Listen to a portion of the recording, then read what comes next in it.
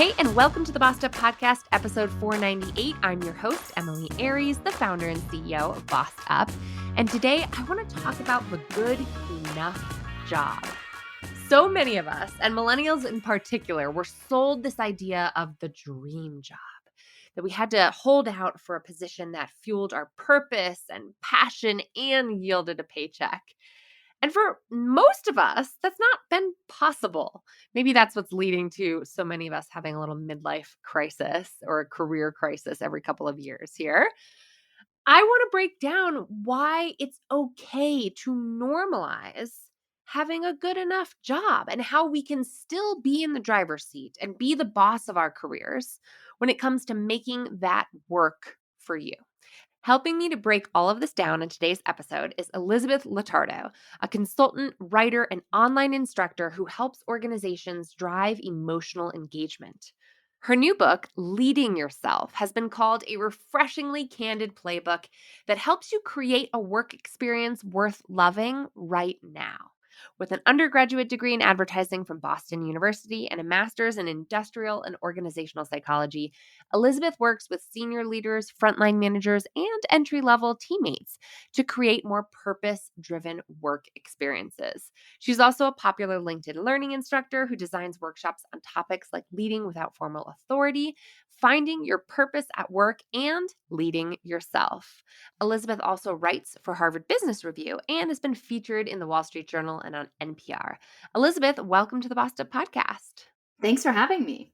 I'm so delighted to have you as a fellow LinkedIn learning instructor and one who kind of was around LinkedIn learning, I think, as an OG, it sounds like, right? We are both OGs in that from 2018, how much has changed? So much. So if anyone's listening is sleeping on LinkedIn learning still, you got to get on it because they're doing some amazing work with amazing instructors like ourselves.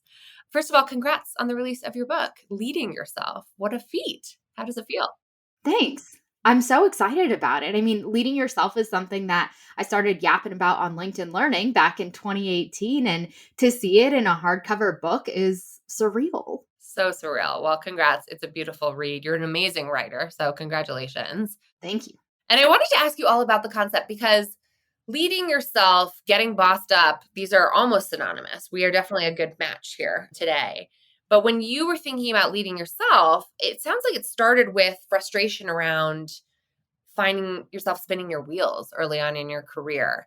So many of us have felt, especially millennials, like we were supposed to go find a dream job that like filled our passion, yielded a paycheck, like felt purposeful all in one. And then a lot of us became jaded or disengaged or frustrated by that pursuit. Help me understand like the origin behind this leading yourself concept and how it relates to the whole dream job myth. Well, that pipeline from wide-eyed person who wants to change the world to disgruntled entry-level employee is one that I experienced and one that so many of my friends experienced. And I wrote about in the book how, I graduated college. I was so excited. I got this job that was going to be great and amazing. And then in 6-12 months, I felt terrible. And that is not a unique experience. And the mistake that I made in that job was, one, I had unrealistic expectations, back to your notion of a dream job. And two, I didn't see myself in the power position. I didn't see how many things I could control or that I could influence and how much was in my sphere of maneuverability. And instead, I focused on all the things I didn't like, all the decisions that I thought were wrong, and all of the things I wished were different at my kind of, meh entry level job.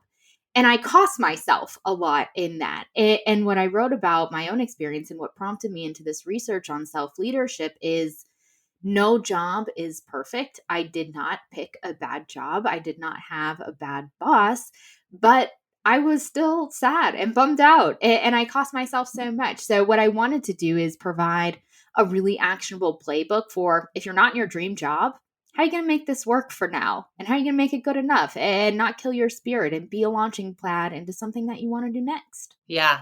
I think this is such a timely topic too, because maybe it has to do with the fact that we millennials are arriving at mid-age. We are all in crisis. Yeah. We're all having an identity crisis or two that like, it does feel like Gen Z has a different approach. And it does feel like there's some decentering happening, maybe a necessary correction from an over-centering of our careers and our identities and our entire sense of purpose and fulfillment. Like that has been connected to our work for far too long, for far too many people. And it's just not a realistic standard to expect, right? I see that too. You're setting yourself up for hurt feelings and disappointment. I'm sure you've seen that graphic that goes around on LinkedIn every day, like the Ikigai or however The you. Ikigai. Yeah. Yeah, okay, that one. Where what you're passionate about connects to what you do, connects to what the world needs, connects to what you get paid for, and it all looks so straightforward in these stupid circles. But no one has that experience, right? Your perfect confluence isn't data analyst or entry level accountant. So we feel really empty when it doesn't align, but the reality is it's never aligning. That said, you can still have a good work experience even if you are not in your perfect circle center. Yes. And so your whole concept of leading yourself is sort of making the best of a job that doesn't come prepackaged as a perfect dream job, right? What do you even mean by leading yourself, really? And how did you come across that or really coin that term? What did you mean when you talk about leading yourself? So, leading yourself, simply put, is owning your work experience. From whatever seat you're in, with whatever level of control you have, you are committed to making this work for you. That doesn't mean you disagree with your boss and you tell them to F off. That doesn't mean you're alone on an island and you don't have colleagues to support you. But it means the buck stops with you. You're in charge of you, your life, your career. And when you shift that lens instead of waiting for the perfect job, you unlock a huge wide net of possibility. Yeah. What would you say to people who say, well, that's just settling, Elizabeth? That's just giving up on the dream. Yeah, kind of. It is in a way. And I think that is an empowering thing to do, to release the expectation that you will find this perfect job that so deeply fills your cup is freeing. And to empower yourself to create a work experience that might not change the world, but is meaningful to you in some important way, that might not be perfect and super high paid, but does enough to support your family and gives you that sense of stability. That's empowering. It's not giving up. Yeah. It's almost like releasing this pressure that we've been taught that it has to be somewhat perfect in all of those ways, right? Taught and continuously reinforced. You and I both post a lot on LinkedIn. It's like the ultimate hype platform. And I think going too deep into it is challenging because we think that everyone else has it all figured out and that they experience this mass level of purpose and meaning and opportunity that we don't. Yeah. I mean, even you and I, as entrepreneurs, like we're pretty candid about the challenges and drawbacks that come with that. I've been very transparent with my audience over the past few years about what I'd call my like feminist existential crisis that I've been having for a few years now around Bossed Up. And last year, around this time, I transitioned into being a full-time employee again with an in-house leadership development position. And those are just narratives that don't get talked about often enough. It's like making those choices, as you like to say, controlling what's controllable and stepping up as someone who's the agent of change in your own career to say, I don't care what this should look like for other people. Like what I care about is what I'm getting from the different aspects of my career, right? 100%. And there's no shortage of people who are going to give you direction, right? There's a million gurus on LinkedIn telling you what to do. Your boss is telling you what to do. The CEO is telling you what to do. I guess the two of us are in kind of telling you what to do. Like Yeah. there's no shortage of inputs on how you should live your life. And it's so easy to remove yourself from the driver's seat and wait to be led by someone else, be that your boss, your parent, some person you follow on LinkedIn. But when we decide to lead ourselves and say, you know what, all y'all can have some opinions, but I'm in charge of me and I'm gonna make this work, that's when we start to get traction. Yes, I love that. I'm such a big fan of that element of agency in our lives. And it's so important for so many reasons. So, one of the aspects of your book that I found really awesome and surprising was performance reviews. You basically say that since the modern invention of performance reviews, circa World War II, that they have the opposite of their intended effect. Help me understand that. So performance reviews didn't come about because everyone was doing awesome. Unsurprisingly, they came about because people weren't doing that well, and organizations needed a formal structure to get more productivity. And what they've descended down into, unfortunately for most people, is your manager tells you all the things you should have done better. They hold you accountable to metrics that aren't entirely within your control, depend on a ton of factors that you can't even influence, and you leave feeling generally not great unless you are in the small category of exceeds expectations and you get a 2% raise. You're left feeling a little empty after that experience. And we know that feeling of emptiness translates into less productivity, the very thing we designed performance reviews to not happen, and an amount of disengagement, feeling stuck, whatever term you want to put on it, bad work experience. So we often feel powerless in a performance review situation because we're sitting on the side of the table with someone who has deemed themselves more in control than us, telling us, what's up. But when we flip the script and we view performance reviews as a chance to set our own goals, to define in conversation with our manager what is in our control, to put some realistic parameters on this thing, everything changes. But we're sold this narrative that we got to kind of take it on the chin for this like yearly lashing. Well, it's interesting because there's so much judgment wrapped up in performance reviews, right? It's in the name. Yeah, exactly, exactly. And so judgment always leaves humans feeling social anxiety and shame and stress and all those feelings that kind of spiral our productivity. Whereas if we treat this as a collaborative goal setting process, which smart organizations do, right? As you say in your book, the antidote to disengagement is actually adding to our plates sometimes, which sounds a little counterintuitive to the burnt out, disengaged listener, right? So, why is that the case? Why is it if you're feeling disengaged at work that actually actively adding to your own goals can help? So a lot of people feel disengaged at work and disempowered because they're lobbed this number and told, hit it, right? Whether it's a sales target, whether it's a turnaround time, whether it's a marketing, cost per click, whatever your number is, it was lobbed over to you, some extrapolation of this giant organizational target. And you, in most cases, don't actually control whether you hit that number or not, right? You depend on other departments, you depend on the economy, the industry, it depends on your competitors. And that leaves us feeling really empty. In the best case scenario, we're hopeful that the stars align. In the worst case scenario, we're like, awesome, okay, this impossible number to hit, it T minus 11 months and 3 weeks until I tell them I didn't hit it, right? But when you extrapolate what is in your control, you move from that, here's my number from above, into, okay, here is something that I'm pointed to. So, an example I use in the book that's really common is a sales target. You have to sell this much per year. You can't control that. You have some behavior that increases the likelihood, but holding yourself accountable to that number is bananas, even if your manager is doing that. But let's extrapolate out what's behind that number, right?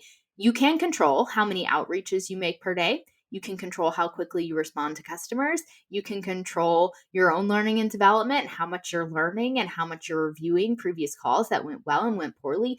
Those things, all the things that you do actually own, are more empowering because instead of crossing your fingers on this giant target, you're pointed that energy somewhere and you know what to do instead of just hoping. So it feels like adding more to your plate. And in a way, it is, but it's adding something that's obtainable and something that you'll feel successful with when you do, in fact, do it instead of trying your very best and falling short. Totally. And again, you're putting yourself in the driver's seat. You're taking responsibility of the things you can control. You're being the boss of your own development and of your own performance, but you're also kind of detaching yourself from the end target. Kind of. And if you're listening to this, you may be thinking like, okay, awesome. I'm sure my manager loves to hear that I'm detaching myself from this end target. And you may not want to share that with them. But what I think both of us support in our work is that collaborative conversation. We're saying, okay, I got this number. Perfect. Love it. Great. I'm excited to try and hit it.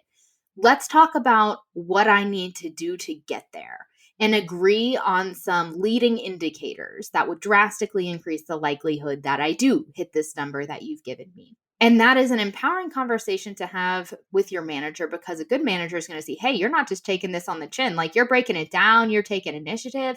And two, in the event you don't hit that number, you have something to go back on beyond, well, it was an unfair target, right? You did all of the inputs you talked about with your manager. You did those calls, emailed so and so, you set this many new ideas to the table, whatever it is, you did that. So the next performance review conversation, even if you didn't meet the target, looks really different. Yeah. And it feels really different. Yeah. You're thinking, did I give it my all? Did I work my own plan? Did I live up to my own inner expectations for myself? Yeah. Even if they didn't, yield the outcomes I wanted, I know that I left it all on the field. And that can just feel so much more empowering, can't it? We've all been let down by organizations and people, and we face performance reviews that feel terrible, oftentimes is no fault of our own. And moving from what is this big giant target that is so dependent on all of these other factors to what are the behaviors and actions in my control, and I'm going to hang my hat on that, that puts you in the power position. You mentioned a key word earlier when you said what gives you energy. Might be focusing on what you can control. And I want to talk about energy management because when you're making the case for the good enough job, for a job that doesn't light you up, but it serves its purpose, one of the kind of tropes around that is a soul sucking job environment, right? Just like going in every day to an office that just grinds you down or makes you feel a certain type of way. I'm thinking of sort of cinematic exaggerations of this, like Office Space, the movie. Yes, the fluorescent light. Yeah, which is very real for a lot of people. Or my favorite show, The Office, right? This idea that you're walking into an environment that is inane and dull and just soul crushing. You have a real clear argument in the book that it's our responsibility to make the energy, not to just look to take the energy that we're picking up from around us. What do you mean by that? So let's differentiate first between like truly soul sucking and just kind of lame. If an environment is truly soul sucking, you can only do so much. But most environments aren't. Most environments are just kind of blah. But if you're leading yourself, you take it upon you to create the energy you are hoping to find. And oftentimes, how you do that is by modifying the periphery of the experience. So, not changing the element at the center, right? This gray cubicle fluorescent light boss who always, oh, what you got cooking? Like, you're not going to change that thing at the center. What you can change is the periphery, which is, what are you listening to during your workday? What are you talking about in conversations with your coworkers? Who are you inviting to your meetings? What are you eating during the workday? Are you sleeping enough prior to that workday, right? When we focus on all the things that are draining our energy, we give them power.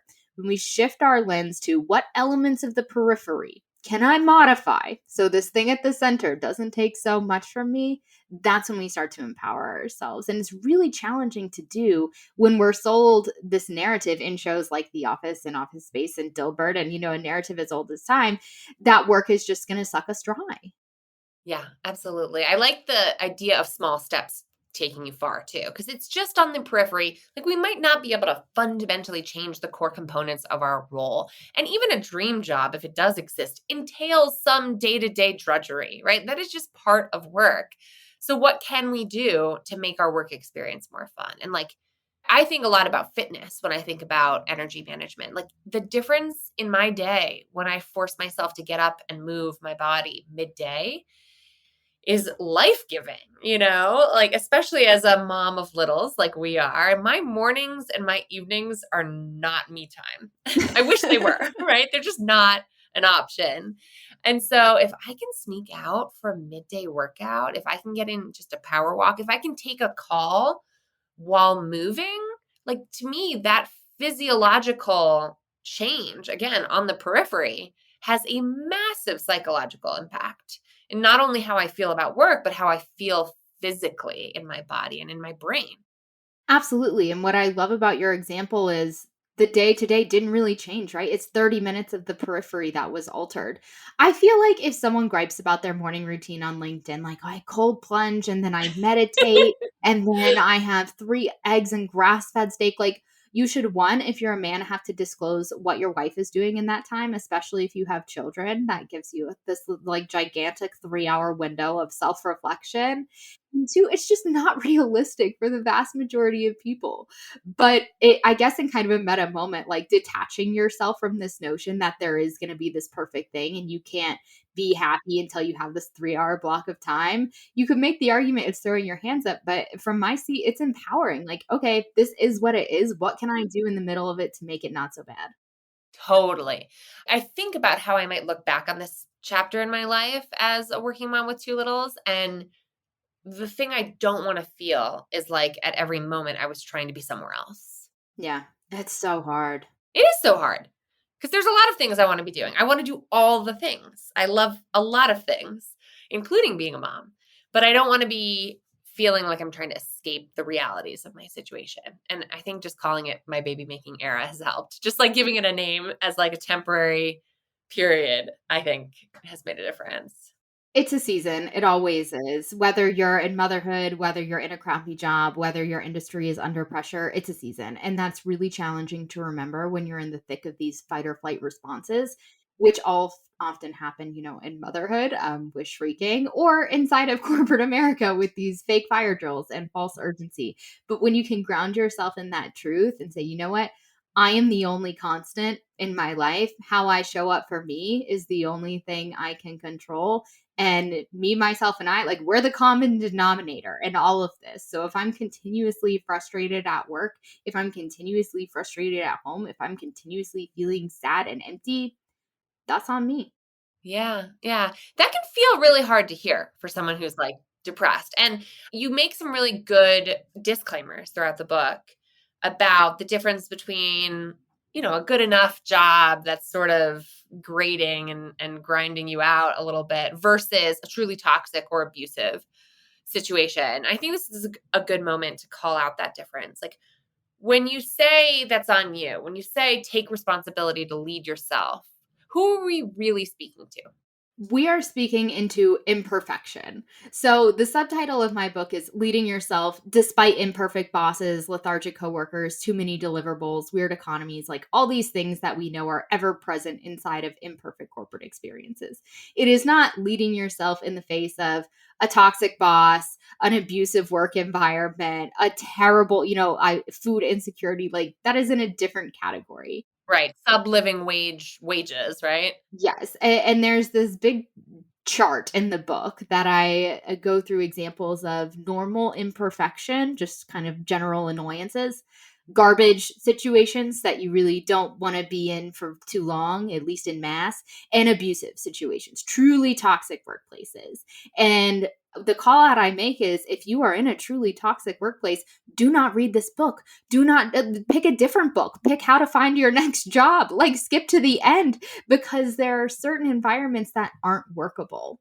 I think the challenge is we call it quits too early, and the spectrum is something that the nuance gets lost in of like, oh, my boss is kind of rude. It's, oh, they're toxic jerk. Yeah, absolutely. We kind of jump to extremes very easily. Some people are like, I'm not going to quit because I'm not a quitter. I'm going to find a way to make this work. And you're like, no, girl, get the out of there. Like that person is a narcissist and you should not be working for them. You will lose your mind. And then some of us are like waiting for the knight in shining armor equivalent of a dream job. Like it's just going to arrive on your plate. And that if there's a moment of dissatisfaction, then you're on the job search again, right? So you're saying, okay, hold up. There's some major shades of gray here we have to really sink our teeth into. The messy middle is where most people are. A job that's not like this huge cup filling, amazing experience that we're so excited to wake up on Monday morning, but most of the time it's not that bad. There's some elements of meaning, we have some good relationships, and generally things are pretty okay. That's the spot that I play in is how do you make that pretty okay job pretty good? So we're not taking, horribly toxic and making it knight in shining armor. Those are two extremes. But operating in the messy middle, that's where the magic is. I love it. You talk a lot on both your LinkedIn courses and in the book about the role of meaning and purpose when it comes to our careers. How does that play into all of this? So there was a lot of data during the Great Resignation in 2020 and 2021 where people, in mass quit their jobs searching for meaning and purpose. And I think the purpose movement really came to a head in that moment because the absence of it became really obvious. We were all sitting at home, these peripheries of nice office lunches and fun time, chat with our coworkers, that's all gone. And all that was left was the work. And when all that was left was the work felt really meaningless and transactional, and it didn't sit right for a lot of people. And it's unsurprising that in response to this mass exodus, we're all going to go find our purpose somewhere else that's not here. Two things happened. One, people found new jobs and they weren't any happier, right? The data tells us that the majority of people who left during the Great Resignation said they were better off with their old job, which is a frightening statistic. Wow. Number two, companies were quick to capitalize on this, like, we want purpose, narrative. And they said, our organization, we have this great noble purpose and come join us and we're changing the world. And in the recruiting marketing and the employer branding, it all sounded so good. And then when you get to work, you have too much to do and your boss is kind of frazzled and, it just didn't feel like it was promised.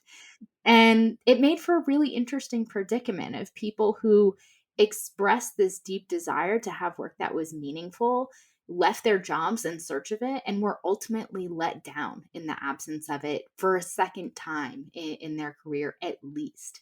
And the challenge to me is that entire situation was propelled by this belief that purpose is something that you find and purpose is something that your employer should be giving to you, instead of purpose being something that you create for yourself because you're the only common denominator in all of this. So the suggestion is not, quit your job and join the Peace Corps. Instead, look for ways your work is making an impact. Are your colleagues able to go home at night? Are your customers feeling supported? Is your industry changing and you're excited to be a part of it? Like, these small, seemingly less consequential moments of impact are how we actually feel purpose, not these big recruiting promises or abandoning corporate for the nonprofit sector, though that is noble. So if you're doing that, go on you. Go on, girl, if you're doing it. Yeah. What I'm hearing you say is that we have to really take the time to account for the impact we are already having, whether or not we appreciate it, right? To create some mindful awareness around it. Yeah. I was gonna say, it's easy for it to get lost, right? Especially if you're working remotely. We're busy, inboxes are crowded, your work goes to another department, then passed around, and you don't see where it ends up. But when you trace the ripple effect, your work experience changes. Yeah. And I love that. And I always find dividing or sort of separating out purpose from the paycheck a little bit. Like, if you want more purpose in your life, you can go make that happen. You just might not get paid for that work. You know what I mean? Like, there are other ways to be civically engaged and involved and to be part of the social impact that you want to be a part of. Just don't expect someone to pay you to do it 40 hours a week, right? Like, the whole Ikigai chart is such a fallacy because sometimes the world doesn't need what you want to be doing to fuel your purpose. Absolutely. And purpose is such a scary word. That's why I lead more towards meaning these days. It feels less like check the box of purpose and more like, that counted for something and that's enough. Yeah, I found that meaningful. Yeah, that's so interesting. I mean, capitalism is really what we're talking about here. Because maybe the world does need that help, but doesn't mean there's a profit margin in there. It doesn't mean there's a business enterprise in that. It doesn't mean that someone will pay you to do that, right? Yeah, I think the circles were created before the last couple of elections in terms of what you should be hoping for in a work experience. But again, it doesn't have to feel like you're changing the world every day. You can be making other people's work experiences a little bit more fun. You can be providing a good living for your family, and that is meaningful in itself. Absolutely. Well said. I would be remiss if we didn't talk about what is arguably my favorite chapter in your book, which is all about knowing when to phone it in. And you write this sentence that just absolutely spoke to me, and I think will speak to a lot of my listeners when you wrote, "Look, I'm still not particularly good at being chill in lower stakes situations," which I'm like, yes, me, it's me. I'm not not chill about anything. I care so much about everything. And yet you're telling us, especially if you're a chronically high achieving, regularly burning out person like myself, to just take it down a notch. Tell me how you came to that conclusion and what that's all about. So I preface the book with saying I only execute 80% of this, even though I wrote it. Like it is my own struggle of trying to relax and accept imperfection in the face of things that really aren't that serious. So I'll tell you two experiences that led me to this notion that you should just phone it in sometimes. One is when I was waitressing at Applebee's. And I was in college, just trying to pay my bills, get some cash on the weekend. And I took it so seriously. And if I could look back at Elizabeth waitressing tables at Applebee's, I would tell her to just relax. It's ranch dressing and $1 Long Island. Like, take a deep breath.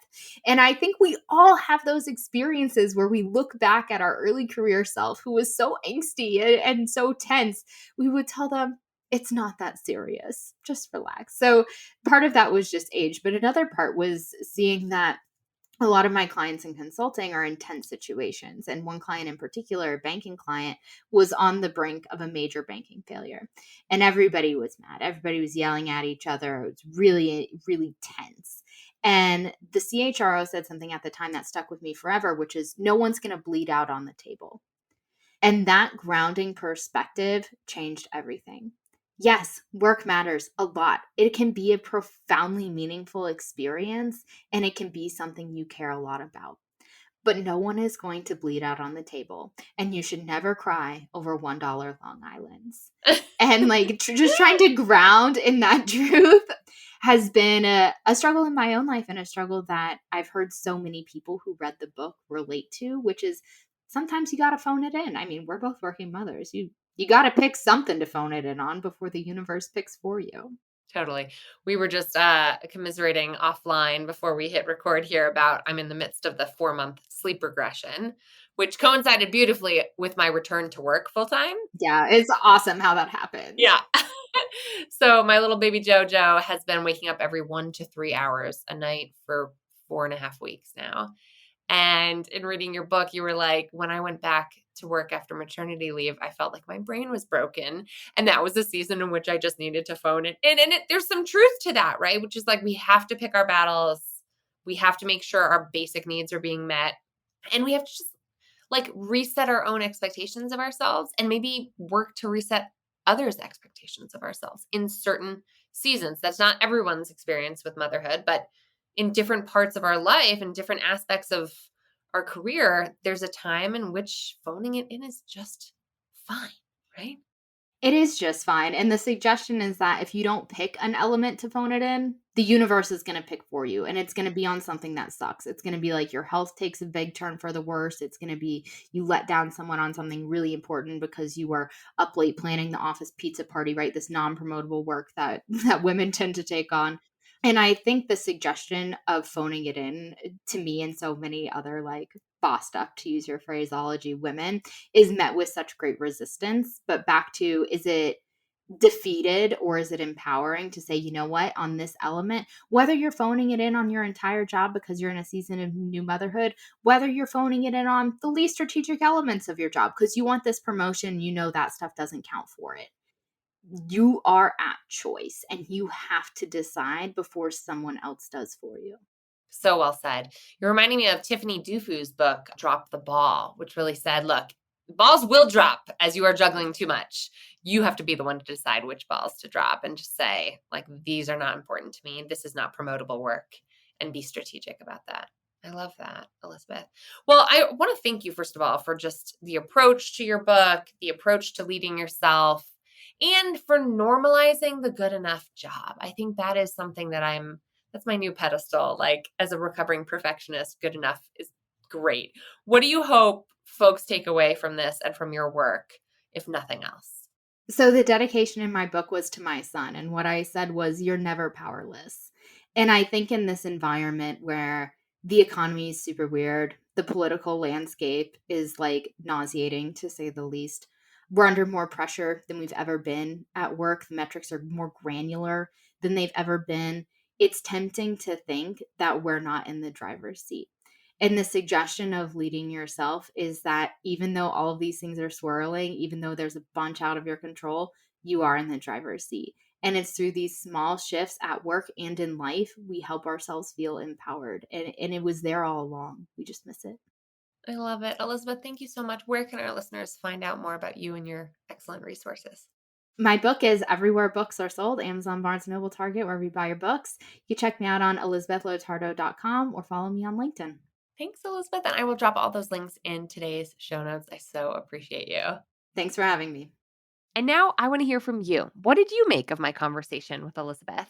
How do you find navigating that pursuit of the dream job versus the realities of making work work? Let's keep the conversation going, as always, in the Bossed Up Courage community on Facebook or in the Bossed Up group on LinkedIn. And until next time, let's keep bossing in pursuit of our purpose. And together, let's lift as we climb.